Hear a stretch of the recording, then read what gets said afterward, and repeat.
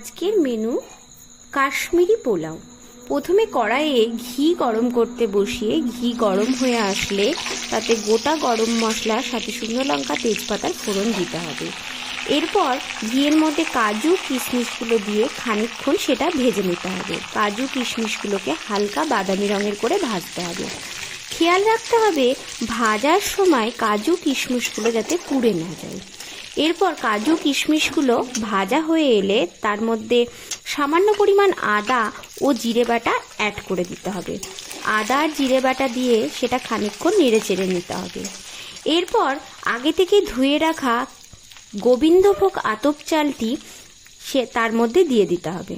আতপ চালটি দিয়ে সেটা খানিকক্ষণ নেড়ে চেড়ে নিতে হবে। এর মতন স্বাদ মতন নুন তাতে যোগ করে দিতে হবে।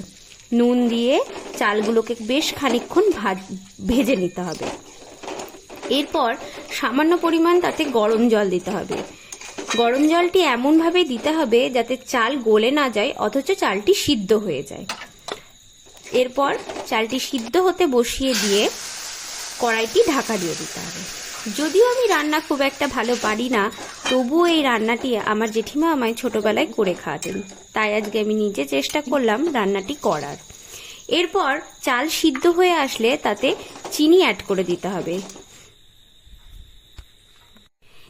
চিনি অ্যাড করে সেটাকে ভালোভাবে নেড়ে চেড়ে নিতে হবে যতক্ষণ না পর্যন্ত চিনিটি গলে যাচ্ছে। এরপর চিনি গলে গেলে তাতে শেষে ঘি দিয়ে ভালোভাবে সেটাকে নাড়িয়ে চাড়িয়ে নেড়ে নিলেই আজকের আমাদের বাসন্তী পোলাও রেডি।